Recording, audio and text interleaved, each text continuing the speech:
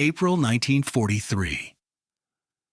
A dusty wind blew across the plains of Texas, carrying with it the echoes of war fought thousands of miles away.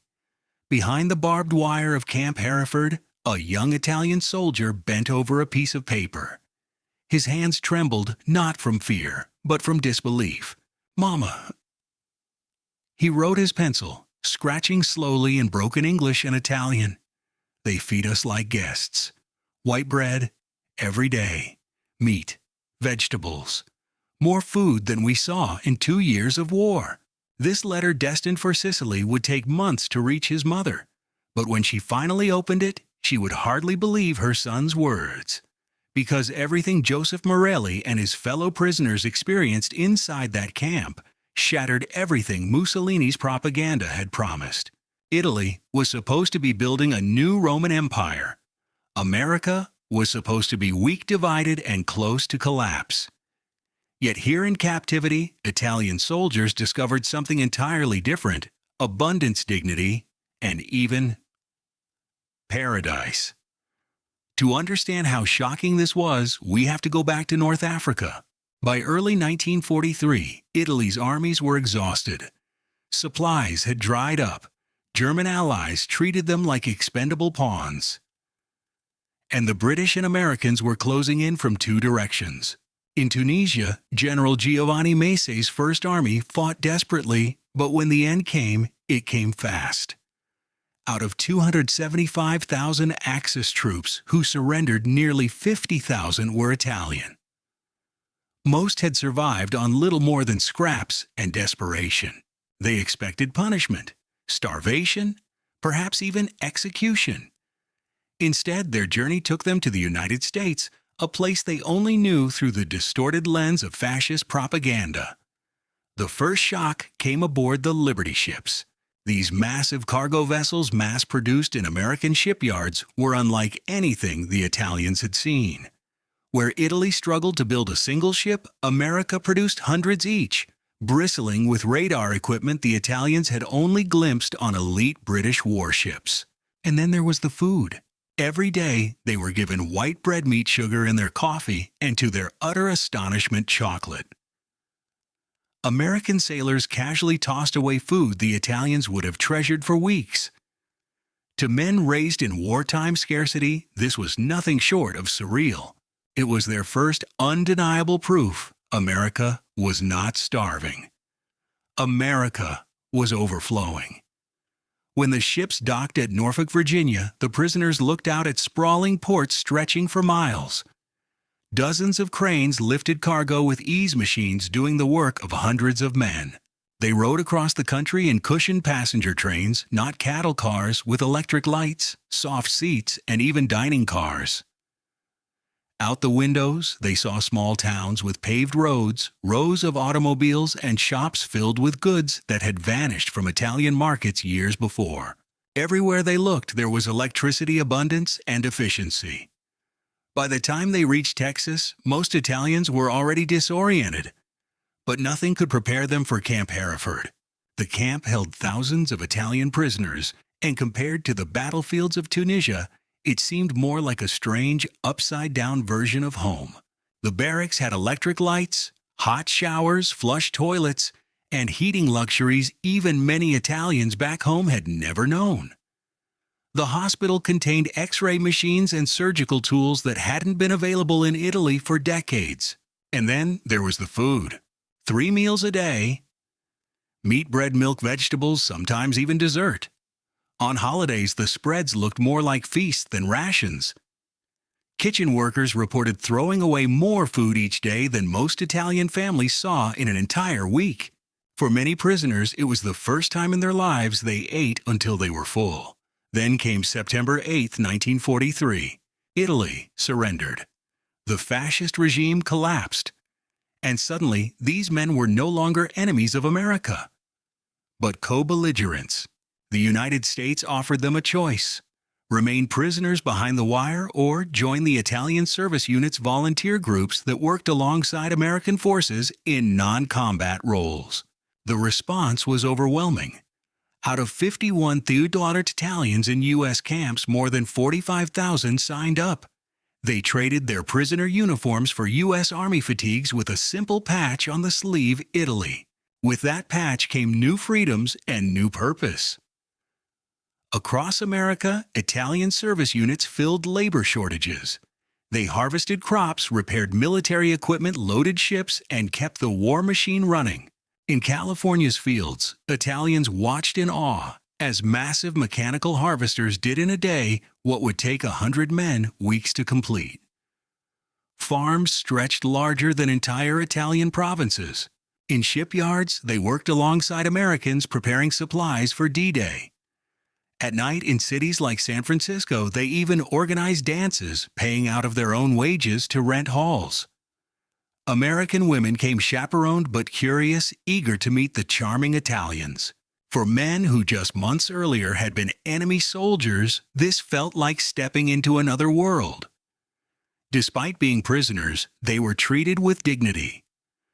When news arrived that a man's family had been killed in Italy, American guards and commanders stood alongside them in memorial services. At Christmas, local communities sent packages filled with cigarettes, chocolate, and toiletries. Catholic churches held masses in Latin and Italian. Entire towns joined the prisoners in singing carols. It was these small acts of humanity that cut deepest. One prisoner later wrote, "We expected cruelty. We found kindness. We expected weakness. We found strength." And with every passing month, Italian soldiers stopped thinking of themselves as prisoners. They were becoming something more, witnesses to a world far bigger, freer, and more prosperous than Mussolini had ever allowed them to imagine. By 1944, the transformation was undeniable. Former enemies were loading ships for D-Day, harvesting America's crops, even falling in love with American women. But this was only the beginning, because what these men saw in America, the abundance, the democracy, the kindness, they would eventually carry back to Italy. And in doing so, they wouldn't just rebuild their shattered country. They would help reshape the future of Europe itself. The gates groaned open again. This time the guards no longer barked with the same sharp edge. The new wave of prisoners shuffled through in silence, faces, gaunt eyes, darting uniforms torn into little more than rags. They expected chains, whips, maybe even bayonets pressed against their ribs. Instead, the Americans pointed toward a field. At first, the Japanese soldiers thought it was a cruel joke. There on the grass lay a ball, patched, scuffed, half deflated. A soccer ball. The prisoners stood frozen, not sure whether to laugh or brace for humiliation. But then, one American guard, a young man from Kansas, with sandy hair and a drawl thick as molasses, kicked the ball toward them. It rolled slowly across the dirt. For a moment, the entire camp held its breath. Then, almost reluctantly, one of the prisoners, a man with a broken boot and haunted eyes, tapped the ball back. The field erupted. Guards cheered. Prisoners stared in disbelief. And within minutes, lines were drawn, teams were formed, and two sides who had been slaughtering each other weeks before were now kicking a ball. It wasn't peace. It wasn't forgiveness. But it was the first crack in the wall of silence. Nights at the camp carried a different kind of strangeness. The floodlights buzzed overhead, and the smell of kerosene hung heavy in the air. Instead of the starvation or torture, they feared the prisoners were handed bowls of stew, beans meat bread, so soft it felt unreal after months of jungle rations. Some refused at first, suspicious. Poison, they thought. A trick. But hunger gnawed harder than pride, and soon even the proudest officers dipped their spoons. The taste hit them like a shock. Warmth spread through their empty stomachs, and for the first time in months their bodies relaxed. Word spread quickly. The Americans feed us. The Americans don't kill us. And then came the strangest thing of all. On the third night, as the prisoners huddled inside their barracks, the lights dimmed. A whirring sound filled the air, mechanical and steady. The prisoners stiffened, clutching at each other, bracing for the unknown. Then flicker. A rectangle of light bloomed against the wall. Shapes moved inside it. Colors, shadows, voices. a movie. For many of these men, it was the first film they had ever seen. Black and white images danced on the wall, cowboys galloping across deserts, lovers embracing beneath neon lights, laughter echoing from a world that seemed impossibly far away. The prisoners stared jaws slack. Some forgot to blink. Here, in the middle of barbed wire and guard towers, they were suddenly transported to another America, not the one of guns and battleships, but one of stories, music, and impossible dreams. The camp became a paradox. Every morning began with the clang of steel doors, the bark of roll call, the shuffle of weary feet. The war was still raging out there, claiming thousands of lives every day. Yet inside these fences, fragments of normal life crept in. One day it was soccer, another day a harmonica pulled from a guard's pocket. The thin notes drifted through the barracks like ghosts stirring emotions the prisoners didn't know how to name. They were still enemies, still captives. But the lines blurred a little more with each passing night. Some prisoners whispered, "This is a trick. They want us to let our guard down." Others whispered back, or maybe, "They want to show us something else." No one had an answer, but everyone felt the unease. Why were their captors feeding them, entertaining them, treating them with a humanity they did not expect, and in some cases did not think they deserved? Then came the first letter. It was smuggled, scribbled in Japanese, passed from one man's trembling hand to another. The words spread like fire. "We are alive. We are not beaten. The Americans are not what we thought." Hope, dangerous, fragile hope, took root in the camp. Because if these men survived, if they made it home, their voices could carry stories that would shake the empire itself. Stories not of cruelty, but of kindness. Not of death, but of survival. And maybe, just maybe, those stories would matter when the war finally ended. What no one realized, guards or prisoners, was that this fragile balance, this strange theater of humanity inside barbed wire, could not last forever. The war outside was drawing closer, darker, bloodier, and the walls of the camp would soon be tested in ways none of them could imagine. The camp had become almost routine. Days marked by soccer matches, bowls of stew, the occasional flicker of a projector light. To the prisoners, it felt like living inside a dream that could shatter at any moment. But outside those fences, out beyond the rolling hills and the dirt road that led to nowhere, the war was still raging like a wildfire. And slowly, its smoke began to drift into camp life. It started with whispers among the guards, quiet conversations in English that the prisoners couldn't fully understand, but the tone was unmistakable, urgent, uneasy. Sometimes a radio crackled in the guard tower, spilling fragments of news. Okinawa, heavy losses, kamikaze attacks. The prisoners caught just enough words to piece it together. Their empire was bleeding, cities were burning, and the war they thought would be glorious victory was collapsing. Inside the barracks, the whispers turned sharper. Is Japan losing? What will happen to our families? If the empire falls, then what are we? The barbed wire, once a cage, suddenly felt like a shield. Beyond it, the world was unraveling. Then came the first escape attempt. It was late, near midnight, when two men slipped out through a loose section of fence, hearts pounding like war drums. They had convinced themselves that honor demanded it, that to remain captive was a fate worse than death. But the forest was not kind. Within hours, searchlights swept the hills, hounds bayed in the darkness, and gunshots cracked through the night air. By morning, the two were dragged back into camp, mud-caked, trembling, their wrists bound tight. The Americans lined the prisoners up to watch. No beatings followed, no executions. Just a speech delivered in calm, clipped English, translated haltingly by an interpreter. "You are safe here. You are fed here. Try to leave, and the world outside will kill you." The message was clear. Survival was possible, but only behind the wire. That night, the projector returned. The prisoners expected another cowboy film or maybe a comedy. Instead, the screen glowed with images that struck like a knife. Newspapers, photographs, Flames consuming Japanese cities, women clutching children, soldiers retreating through smoke. The guards had called it newsreel footage. For the prisoners, it was like watching their homeland dissolve before their eyes. Some wept silently, shoulders shaking. Others stared blankly, unable to process the devastation. A few screamed, fists pounding against the barrack walls. The Americans said nothing. They simply let the images burn themselves into memory. From that night forward, the camp was no longer just a place of survival. It became a place of reckoning. For the first time, many of the prisoners questioned the stories they had been told, the tales of certain victory of an empire destined to rule the Pacific. But questioning was dangerous. The officers among them, still clinging to honor and discipline, demanded silence. They hissed warnings in the dark. Do not believe the enemy's lies. Remember your duty to the emperor.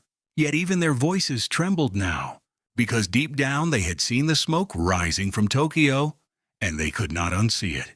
The guards, too, seemed to sense the change. Their demeanor shifted. No longer amused, no longer casual, they now carried themselves with grim purpose. Patrols doubled. Searchlights swept longer across the fences. The prisoners felt it. The war was drawing closer, pressing in like a storm at sea. And then one morning the sound reached them, a distant thunder. At first they thought it was the sky. But the ground shivered with each rumble, and the air itself seemed to pulse. Explosions, not far away. The camp froze. Guards snapped into formation, rifles slung tight. Prisoners held their breath. For the first time, the barbed wire didn't just keep them in it, kept something terrifying out. That night, as fear clawed through every bunk, the harmonica returned. The same young guard, the one from Kansas, lifted it to his lips and played a tune, soft, slow, mournful.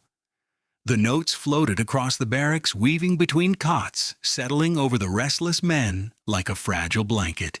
Some prisoners turned away, unwilling to feel anything from their enemy, but others let the music in.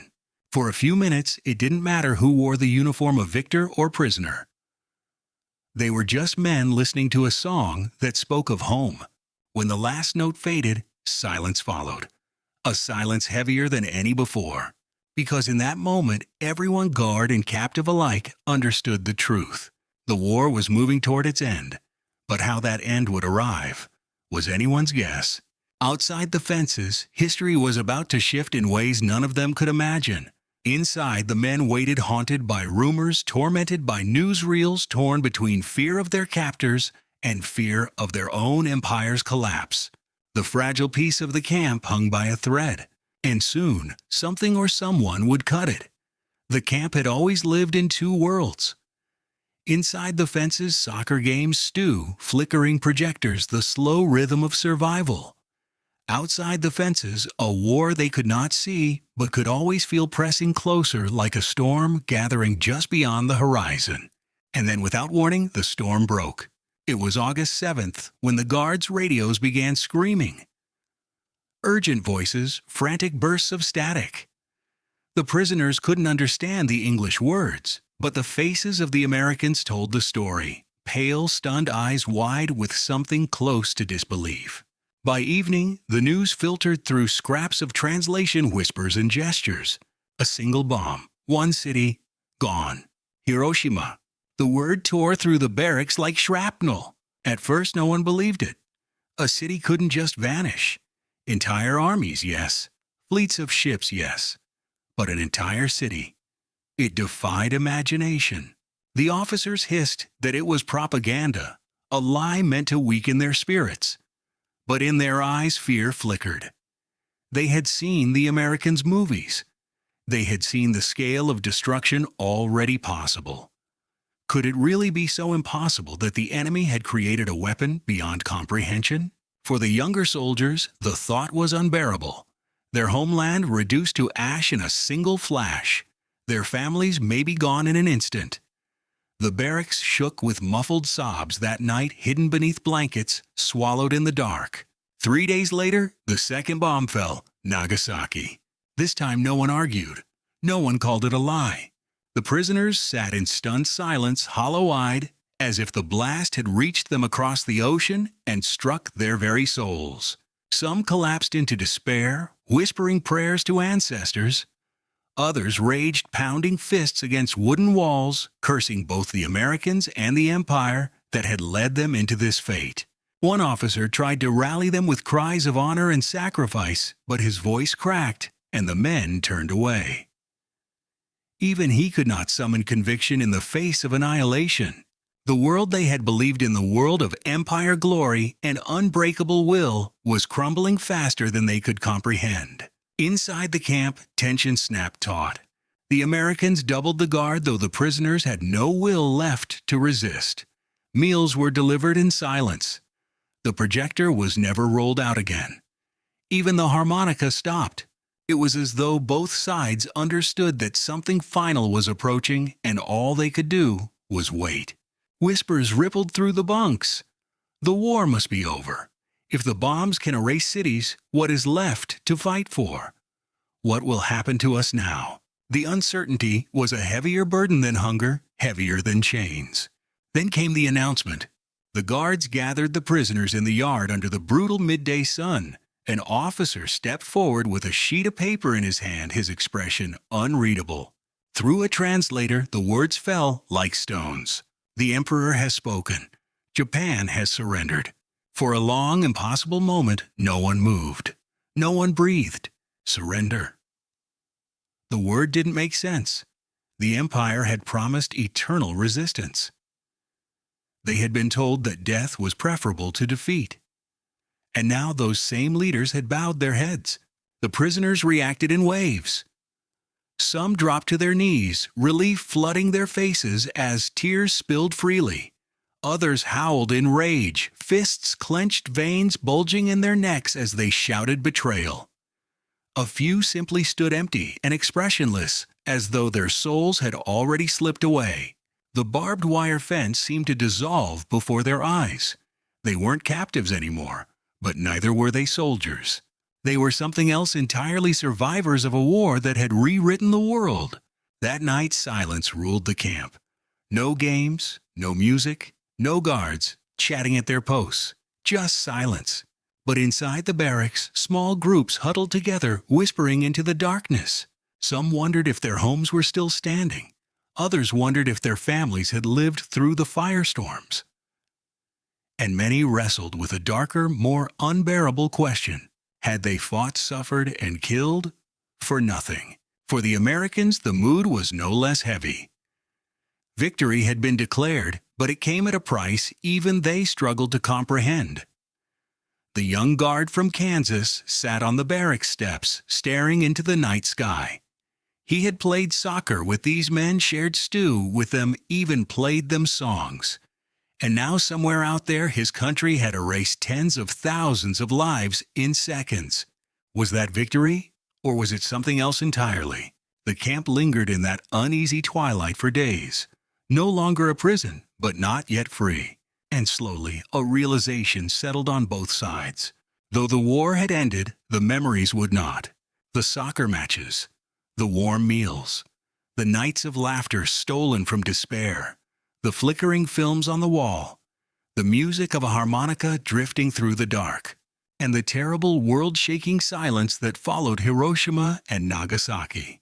All of it would remain etched into the hearts of men who had once been enemies, now bound forever by the strange, haunting theater of captivity. The war was over. But inside the camp, freedom did not come overnight. For days, the prisoners lived in a strange limbo, no longer soldiers, no longer captives, just men waiting to be told what came next. The guards still stood watch, but their rifles hung loosely now, less like weapons and more like reminders of a past that already felt distant. Meals continued. The gates remained shut. And yet the barbed wire had lost its power. Everyone knew it. The war outside was finished, and with it, the reason these fences had ever existed. On the morning of release, the sun rose heavy with humidity. The prisoners were gathered one last time in the yard. Trucks waited just beyond the gates, engines rumbling ready to carry them to ships that would take them home if home still existed. The Americans handed out packages, breadfruit, small tins of meat, and then something unexpected: pencils, notebooks, and envelopes. Letters. The prisoners clutched them with trembling hands. For months they had lived in silence, their thoughts bottled inside. Now, at last, they could send words across the ocean. Words to wives, to children, to parents who might still be alive or might have been lost to fire and rubble. Some men wrote feverishly pages, filling with ink-stained hope. Others stared at the blank sheet, unable to summon words for grief too large to contain. When the trucks finally rolled forward, the prisoners climbed aboard in silence. No jeers, no resistance, no ceremony of victory or defeat. Just men thin and weary, carrying their notebooks and the weight of a world that had ended. The guards stood in a line watching them leave. Some raised hands in half salutes, awkward gestures that were neither military nor friendly, just human. The young guard from Kansas, the one who had kicked the first soccer ball, lifted his harmonica but didn't play. He simply held it as though the music now belonged to another time, a fragile memory best left unbroken. As the trucks pulled away, barbed wire shrinking into the distance, one of the prisoners turned his head. He caught the guard's eye and gave the smallest of nods. Not forgiveness, not friendship, but acknowledgement. And then the camp disappeared behind them. The years that followed scattered those men like leaves in the wind. Some returned to villages reduced to ashes. Others stepped off ships to find families waiting, tears falling as joy and sorrow collided. Many carried scars invisible to the eye, the memory of capture, the shame of surrender, the unbearable knowledge of Hiroshima and Nagasaki. But threaded through those scars was something unexpected, the memory of survival. Soccer matches on dusty fields. Hot stew in tin bowls. The flicker of a movie projector in the dark. And the haunting wail of a harmonica that cut through despair like a fragile beam of light. Stories of cruelty and hatred were easy to tell. Stories of strange kindness of enemies, sharing bread of captors, showing mercy, were harder. And yet for some, those stories became the ones that mattered most. Years later, a reunion was held. Former prisoners, now old men with lined faces and bent backs, traveled across oceans to stand once more at the site of the camp. The fences were gone. The barracks had collapsed into weeds. Only foundations remained swallowed by time. But memory lived stronger than steel. One man carried with him a faded soccer ball. Another brought the crumbling pages of the letter he had written on the day of release. And there, waiting for them, stood the guard from Kansas, older now, his hair silver, his harmonica still tucked in his pocket. When their eyes met, decades of silence shattered.